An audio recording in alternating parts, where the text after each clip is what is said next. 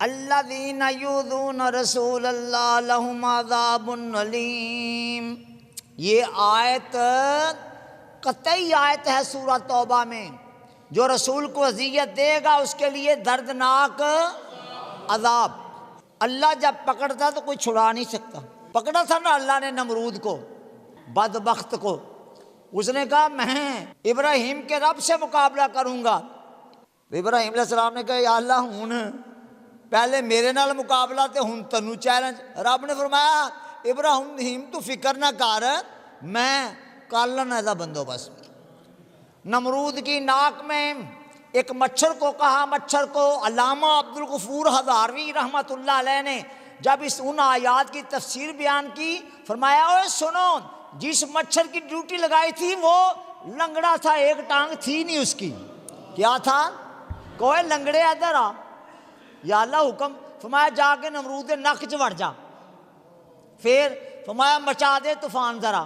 مولانا عبدالغفور ہزاروی رحمۃ اللہ علیہ فرمایا کرتے تھے لنگڑا مچھر نمرود کے ناک میں گھس گیا اور جا کے اندر اس نے اپنا کام شروع کیا، بڑا سٹ پٹایا، بڑا چیخا چلایا، لیکن کوئی آرام نہ آیا۔ آخر زور زور سے اپنے سر میں اپنے ہاتھ مارے، پیٹا، تاج اتر گیا سر پہ۔ زور زور سے جب مارے نا تماچے اپنے سر پر تو تاج اتر گیا۔ تاج اترا تو ننگے سر پر تماچے مارے، کس نے؟ بولو۔ جب دونوں ہاتھوں سے زور زور سے تماچے مارے تو اسے سکون ہوا، وہ اندر بیٹھ گیا نا ایک جگہ۔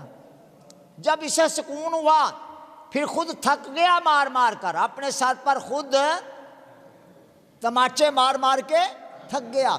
جو قریب لوگ تھے کہنے لگے بادشاہ سلامت لگتا ہے، اب کچھ چین آیا۔ اس نے کہا چین آیا مگر میں تھک گیا ہوں، لو میرے سر میں تماچے مارو۔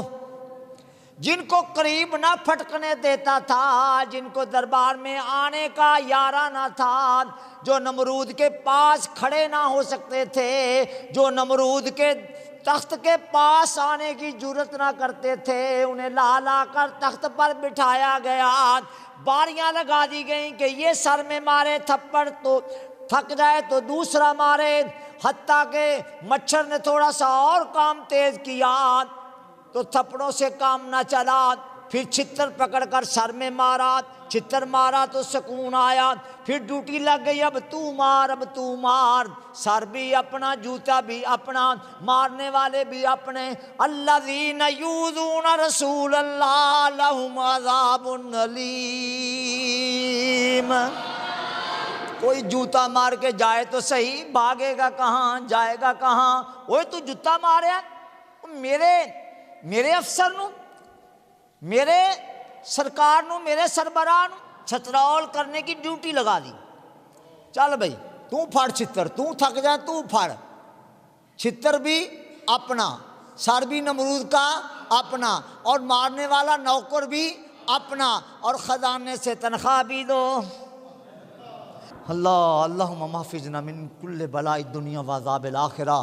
اللہ دنیا کے عذاب اور آخرت کی بلاؤں سے محفوظ رکھنا، یا اللہ بچا کے رکھ۔ یا اللہ تیرے نبی کے خدام میں زندہ رہیں اور تیرے نبی کے خدام میں مر جائیں، اور جب حشر میں اٹھیں تو تیرے نبی کے غلاموں میں اٹھیں۔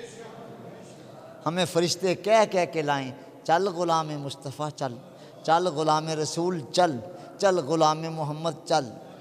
محمد کی غلامی دین حق کی شرط اول ہے، اسی میں ہو اگر خامی تو سب کچھ نامکمل ہے۔ محمد کی غلامی ہے سند آزاد،